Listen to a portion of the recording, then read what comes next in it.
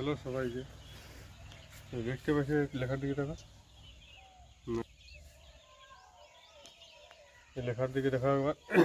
CC Ferguson 246 Dyna truck. এটার model 4x4 available আছে, কিন্তু 2x2 অ্যাভেলেবেল নাই।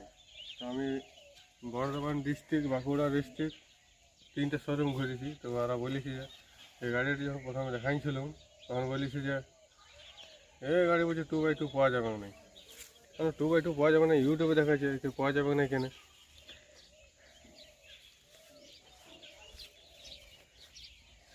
তো ওকে দেখালাম আমি, আর বলছে এটা চেন্নাই থেকে অর্ডার করতে হবে।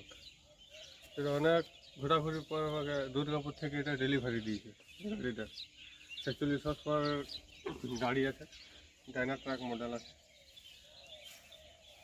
তো এটা অর্ডার করে এক সপ্তাহ পর গাড়িটা আমাকে ডেলিভারি দিল।